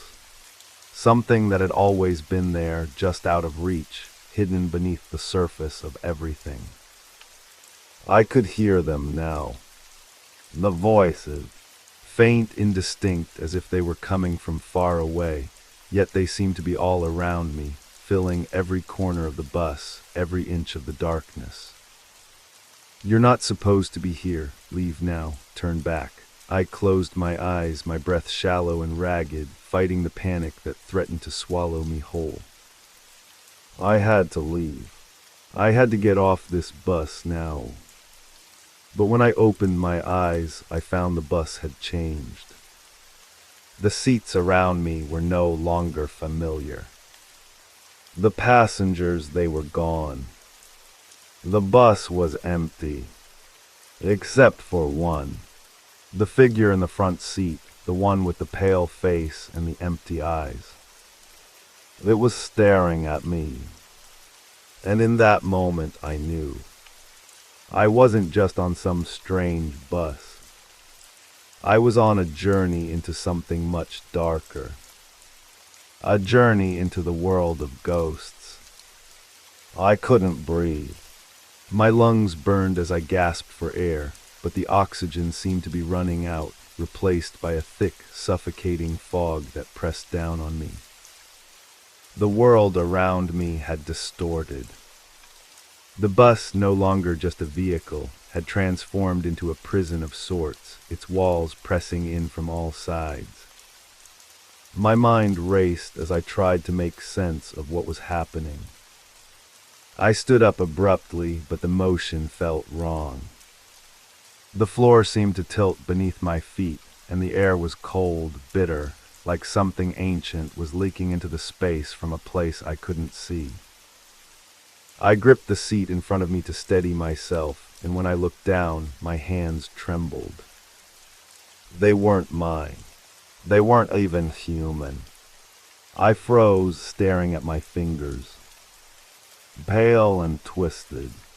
The nails had darkened, turning into jagged ridges like old, cracked wood. My heart hammered in my chest, and I felt the bile rise in my throat. It wasn't possible.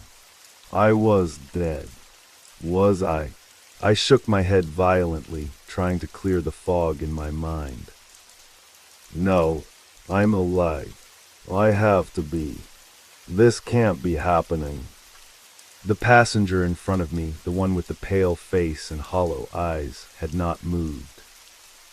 He was still there, staring at me with a gaze so empty, it felt like he was seeing right through me. I wanted to scream, to run, to do something, but the words stuck in my throat. Then came the sound. At first it was a faint rustling, like wind through dry leaves, but it grew louder, more distinct. A low hum, almost musical, filled the air. The melody was strange, disjointed, like a song caught between the notes, unfinished, broken. And yet it was beautiful in a way that sent a shiver of dread down my spine. It didn't belong here, not in this place. The humming seemed to grow louder, vibrating through the very walls of the bus. I could feel it in my bones, like it was playing a tune meant to break me. I turned, but the figure in the front seat was gone. My breath hitched.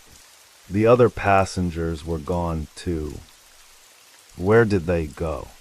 I thought, my thoughts scattering like leaves in the wind. The silence after the hum was deafening. It was as if the world had disappeared.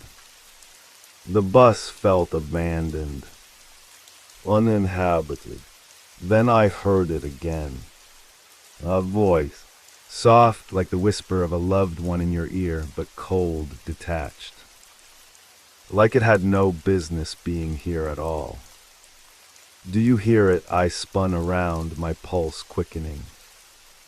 Who's there? My voice cracked, barely audible. No answer, but the sound, that eerie, unfinished melody, it lingered. Just beneath the surface of reality. It called to me, beckoning with something dark, something primal. The windows were now fogged up, the frost creeping across the edges in delicate tendrils. My breath formed thick clouds in the air, yet the chill didn't come from outside. It came from the bus itself. It was as if the very space was slowly freezing over. The walls seemed to pulse with a life of their own, the shadows growing deeper with each passing second. I took a hesitant step toward the front of the bus, my shoes making a hollow thud against the floor. The doors, once sealed tight, now stood ajar, revealing nothing but a thick, swirling darkness.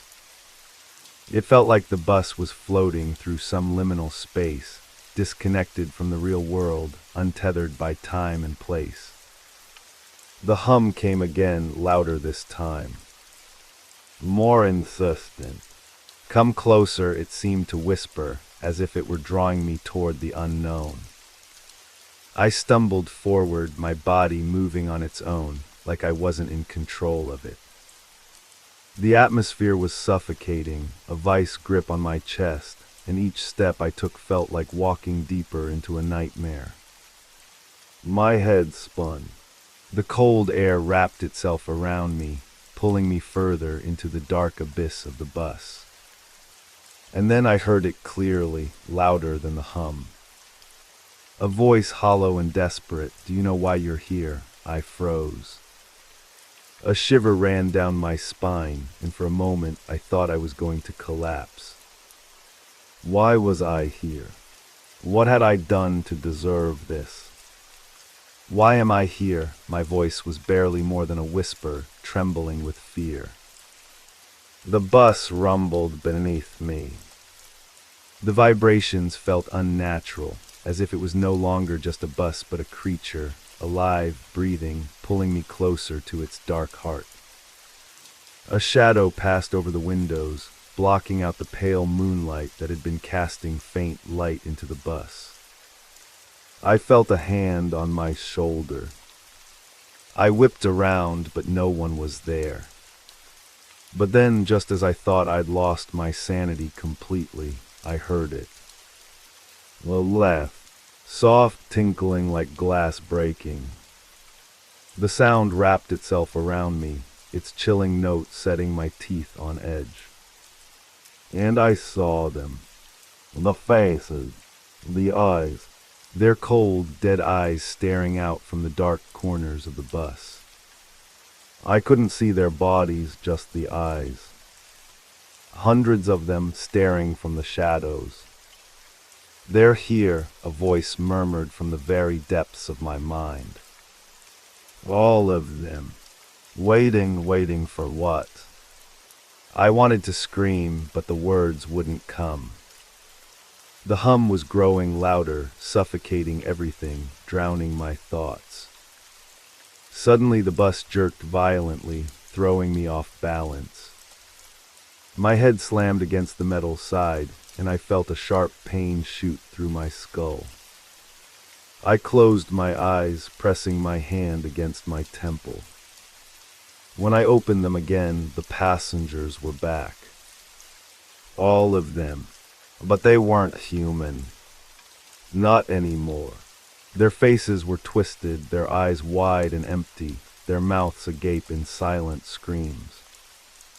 Their bodies were contorted in unnatural positions, as though they had been bent by some dark force, trapped in agony for eternity. They didn't speak. They didn't move. But their gaze never left me. "You're one of us now," they whispered, their voices like wind through dead trees. I tried to scream, but no sound came. I was trapped. And then, as the bus continued its journey into the unknown, I understood. I wasn't just a passenger anymore. I was part of the story. A story that would never end. I don't remember how long I sat there, immobilized by fear and confusion. The faces, they never blinked. Their eyes never shifted from mine, those hollow sockets filled with something I couldn't quite name. It was as if they were waiting for something, or worse, expecting something from me. My body trembled as I fought the overwhelming urge to scream. The words were trapped in my throat, each breath shallow and panicked. I had to get out of this bus. The doors were still ajar, beckoning me to step into that suffocating darkness. But the weight of the air, dense, thick with the feeling of something ancient, something malignant, kept me anchored to my seat. "Get off the bus," a voice whispered in my ear. I spun around, heart hammering in my chest, but once again, no one was there. The passengers remained motionless, their expressions frozen in those sickeningly grotesque grins. But I could feel them breathing, or rather, waiting. What did they want from me? It was impossible to focus. The more I tried to rationalize what was happening, the more my thoughts splintered. Each passing second seemed to stretch longer, like time itself was being twisted into something unfamiliar. The walls of the bus pulsed with a low, reverberating hum, and the eerie tune, the melody I couldn't quite escape, was still there, lingering in the corners of my mind, whispering promises of something I didn't want to understand. "Get off the bus." The voice was clearer this time, and it was not my own. Without thinking, I stood up again, my legs unsteady. The sudden movement caught the attention of the passengers. Their hollow eyes followed me, and I felt their gaze as a weight on my chest. But still no one moved. They didn't speak. The only sound was the hum, the persistent hum that felt like it was pulling at the very fabric of reality. The doors were just ahead. The dark void beyond them was a threshold, a line between this world and something else. But the thought of stepping into that abyss terrified me. I wanted to turn back. I wanted to pretend I hadn't heard that voice, to ignore the whispers crawling beneath my skin. Yet something compelled me forward. Something primal and dark. I stepped toward the open doors. The moment I crossed the threshold, I felt it. A wave of cold, deeper than anything I had ever known, rushed through me.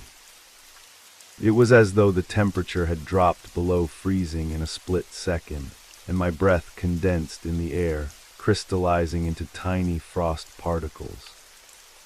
The darkness outside the bus felt alive, a void that stretched on forever, pulling me into its depths. My mind screamed at me to stop, but my body kept moving. I stepped off the bus. Immediately, the world around me warped. The ground beneath my feet was no longer solid. It seemed to shift, like sand slipping through my fingers, unpredictable and unstable. The darkness surrounding me was total. There was no moon, no stars. Just a thick, oppressive blackness that swallowed everything whole. I turned back, but the bus had vanished. The road, the headlights, the passengers, gone. In its place was an endless stretch of barren land, stretching into oblivion. There was no horizon, no boundary, just darkness and the overwhelming feeling of being utterly alone. Then came the sound again, the hum, soft but undeniable, rising from somewhere deep within the earth. I had to get back. I spun around, but the world seemed to twist with me. The road I had stepped onto wasn't a road anymore.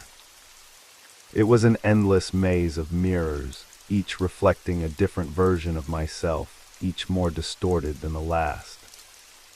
I could see my own eyes wide and terrified, but in the reflections, my face was twisted in agony. My mouth stretched open in a silent scream that echoed through the endless rows of mirrors. It was as if the mirrors had taken on a life of their own, pulling me toward them, showing me the darkest parts of my own soul. I stumbled backward, my hands reaching out, but I couldn't stop. The hum grew louder, now joined by whispers.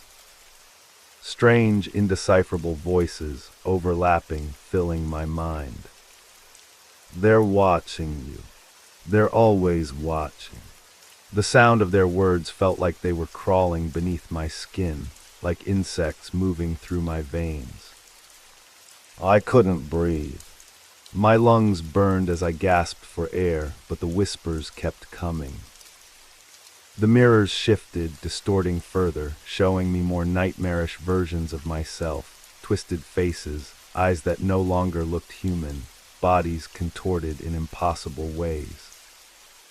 I could feel their gazes on me, pressing against my chest, squeezing the breath out of me. "You're not alone," one of the voices whispered. I screamed, stumbling backward. And then I felt it, a hand. Cold. I whipped around, my pulse racing. But there was no one behind me. Nothing. Only the oppressive darkness and the hum. I had to leave. I had to get back to the bus. I couldn't stay here any longer. I turned, my legs shaking as I tried to run, but the path beneath me kept shifting. It was like I was moving through a nightmare, each step taking me deeper into the unknown. And then I saw it. In the distance, a light. At first it was small, almost imperceptible, a flicker like the faintest glow at the end of a tunnel. But it was there, and it was real. I forced myself to move toward it, though every instinct screamed at me to stop. To turn back. The whispers grew louder, more urgent.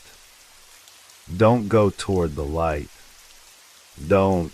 But I couldn't stop. My legs moved of their own accord, as though some unseen force was guiding me. As I neared the light, I realized it wasn't a light at all. It was a figure. A person, but not just any person. It was me. I froze. The figure in front of me was identical to myself, but its eyes were empty. Hollow, void of everything human. It stepped toward me, and I felt a wave of cold wash over me. The darkness closed in. You've always been here, the figure whispered, its voice a distorted echo of my own. I couldn't breathe. It reached out for me. And then the world went black. I woke up in the same place I had fallen asleep, back on the bus. My heart was still hammering in my chest, the cold sweat clinging to my skin. I couldn't shake the feeling that something had shifted. The bus around me felt different now, as if it were a place caught between two worlds, suspended in time. The air, once stagnant and thick with the oppressive hum, now felt too light, unnaturally light. I couldn't breathe without feeling like I was suffocating. I looked around frantically. The passengers were still there, but they weren't the same. Not entirely. Their eyes, those soulless eyes, no longer just stared ahead. They watched me, each pair of eyes in every row fixed on me with an intensity that sent my pulse racing again. I reached up to touch my face, feeling the dampness of the sweat on my skin, but there was something wrong. My fingers grazed over my cheek and found it colder than I expected. It was as if my skin had become something other. My heart skipped a beat as the realization hit me. I didn't feel like myself. "Are you all right?" a voice asked. I turned toward it, my head spinning. The voice was familiar, too familiar. A woman sat in the seat across from me, her features soft but deeply unsettling. It was her, the woman from before, the one who hadn't been on the bus when I first got on. Her eyes, deep and knowing, seemed to pierce right through me. I hadn't noticed her before, and yet now it felt as though she had always been there. I choked on my words. My mouth was dry. My throat closed up. She tilted her head slightly, her lips curling into a faint smile. But there was something wrong about that smile. It wasn't friendly. It wasn't even human. It was a grimace, a warning, an invitation to some terrible fate I didn't want to face. "Do you hear it?" she asked, her voice just above a whisper. I didn't need to ask what she meant. The hum. It was back, louder now, vibrating through the walls of the bus, filling the air with a sound that felt like it was inside my bones. I looked around, but the passengers were still frozen in place. Only the woman was alive with movement, her gaze never leaving mine. I don't know what's happening," I muttered, clutching the edge of my seat as if it could anchor me to something real. "Of course you don't," she said softly, almost pityingly. "That's why you're here. What do you mean?" My voice shook. Her eyes darkened as she leaned in closer, the faint scent of something rotten brushing against my nostrils. "This place," she trailed off, as if struggling to put it into words. "It's a limbo. A prison for those who are lost, who have been marked." I didn't understand, but I felt the chill creeping back into my veins. The darkness outside the bus, the empty, endless stretch of void beyond the windows, felt alive again, pressing in on me, suffocating me. "I was here, too," the woman continued.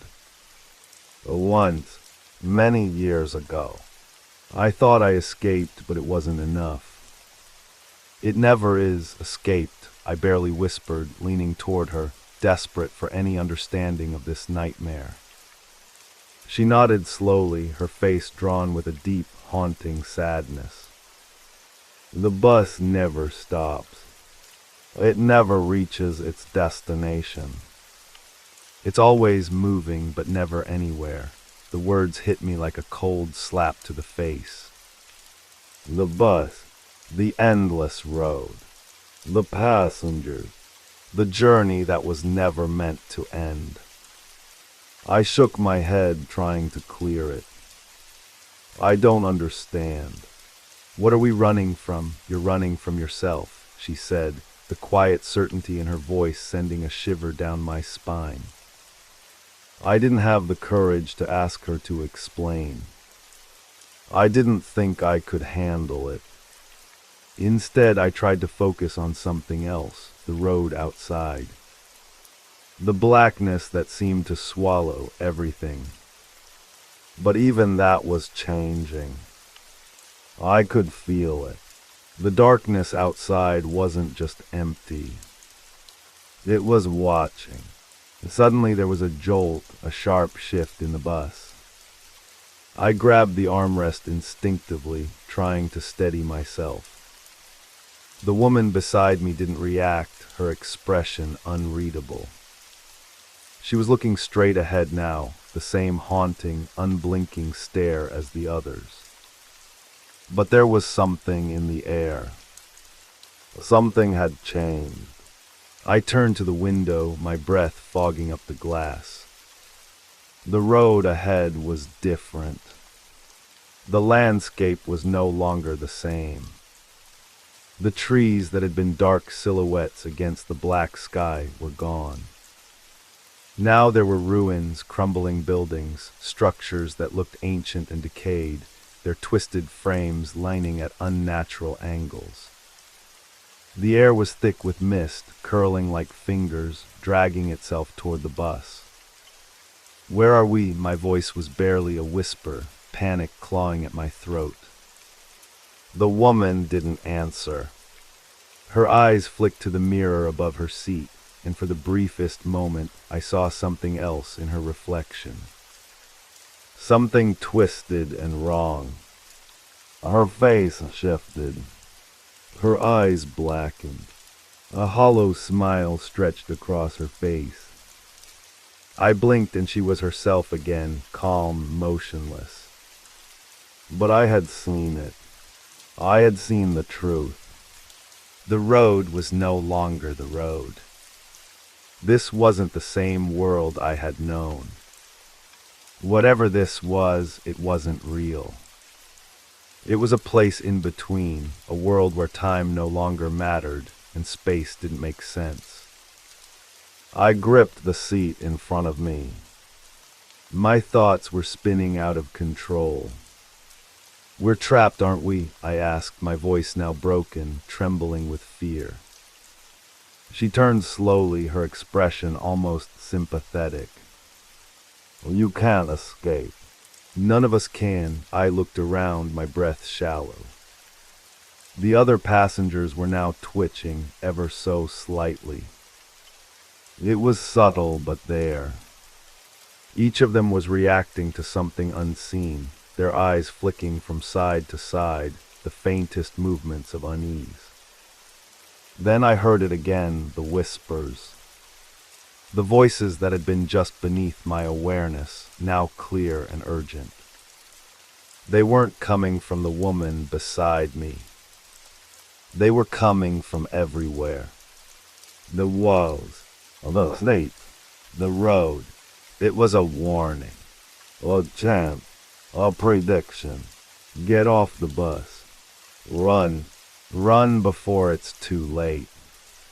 My body froze. I couldn't move. The words were real. I felt them in my gut, twisting me up. Something was coming. Something I wasn't ready to face. But it was too late. The bus had already left the road behind. And the darkness was closing in on us. The bus lurched forward again, a jarring motion that rattled my bones, as if the very structure of the vehicle was coming undone. My pulse raced. I could feel the cold sweat dripping down my neck, but it wasn't just the heat from the panic. It was the otherness in the air. Something darker, something alive in the corners of my vision. The whispers grew louder. Get off the bus. The words burned into my mind, searing through the fog of my thoughts like a hot iron. My heart thudded painfully in my chest, and the sudden realization clawed at me. We weren't supposed to be here. We were trespassers in a realm where time and space had no meaning. And the more I looked around, the more I understood just how deep we were sinking into the abyss. I turned to the woman beside me, her eyes now glassy, her lips moving soundlessly. "Why are you still here?" I demanded, my voice cracking. "What do you want from us?" She didn't respond immediately. She was staring straight ahead, her face pale as if drained of all life. Then finally she turned to me with a sorrowful, almost pitying look in her eyes. "There is no escape," she whispered. "You'll never leave once you've entered." The others, the passengers in the other seats, didn't move. They were still. Too still.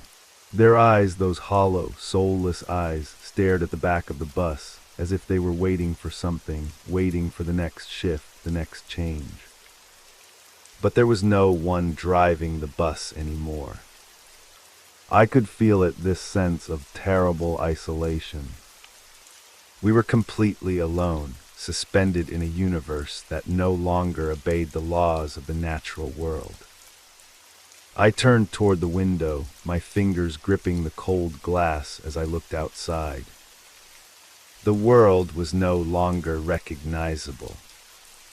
The road had vanished, replaced by endless stretches of nothingness, just an impenetrable black void that seemed to pulse with a life of its own. The trees that had once lined the roadside were now twisted, malformed shapes reaching up toward the sky like skeletal hands. The air outside, thick with fog, felt oppressive, almost suffocating. And in the distance, I could see something moving. Slow, deliberate, like it was stalking us. A shadow, indistinct but undeniably there. "No, this isn't real," I thought, trying to convince myself. "It can't be real." But it was, and I could feel it. I could feel the pull of something dark and ancient stretching its tendrils toward us, toward me, toward the bus. It was watching us, and with each passing second, the pressure on my chest grew worse. I wanted to scream, to do something, anything, to escape. But my limbs felt paralyzed, locked in place. My thoughts were clouded. Every attempt to think clearly seemed to slip further and further away, like sand through my fingers. And then I heard it. The sound. The low, guttural hum that vibrated through the very core of the bus. It wasn't just noise, it was alive, a deep, resonant tone that echoed from all directions at once. The hum wasn't something you could hear with your ears. It was something you felt deep in your chest, in your bones, in the marrow of your very soul. The bus. It's not a bus anymore, I realized. I turned to the woman again, desperation flooding my voice. "What is it? What's happening to us? Where are we?" Her eyes met mine, and for a fleeting second I saw something flicker in them, a glimmer of the person she used to be, of the person who might have once had hope. But it was fleeting and quickly replaced by something far darker. "This place," she whispered, "is a prison for souls who don't belong. The road, the journey, it never ends. You'll never see daylight again. Time here isn't time at all. It's just a series of reflections, endless and looping." Her words crashed over me like an icy wave. A prison. Was that what this was? A holding ground for souls who had nowhere to go. And were we all trapped here because we had crossed a line, one that could never be uncrossed? The bus jerked again, pulling me out of my spiraling thoughts. I gripped the seat in front of me, my knuckles white. Outside the window, the fog had thickened, turning into something more, shapes, forms moving in the mist. For a split second, I thought I saw faces in the fog, grim, contorted faces, each one twisted in silent agony. They were calling to me, their mouths opening and closing, but no sound came from them. They were dead, but their presence, their awareness, was unbearable. I heard a voice behind me. "Are we going to stop?" It was one of the passengers, his voice barely a whisper, a tremor of panic in his words. I turned to look at him, but his face, his whole being seemed off. as if his body had become hollowed out like a puppet with no strings. His eyes were wide, vacant, but filled with terror. "No," I answered, my voice shaking. "We can't stop. We're not supposed to be here." The man's eyes flickered, and I saw recognition in them. Hey, no. He understood. He had come to the same horrifying conclusion. The whispers intensified. They were no longer just warnings. They were voices. Real voices emerging from the shadows, echoing through the bus. The sound was deafening, a cacophony of unintelligible phrases, but there was one word that repeated itself over and over again: run. I grabbed the nearest door handle, my heart hammering in my chest. I had to get off this bus. I had to leave. But the moment I tried to push the door open, I felt it, a crushing weight, an unseen force pushing against me. It was as if the very air had turned to light. I pulled harder, my breathing frantic, but the door wouldn't budge. I heard a loud crack behind me, and I whipped around. A shadow had appeared tall, its form dark and indistinct, moving toward me with a slow, deliberate pace. I stumbled back, my breath catching in my throat. It was coming. I had to get out. I had to leave. But as I reached for the door again, the shadow reached for me. And then everything went black.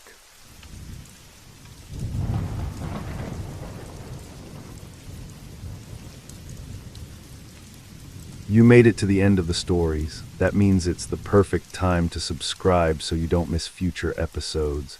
And if you haven't already, leave a like and drop a comment. I'd love to hear your thoughts. Have a great time relaxing, and good night.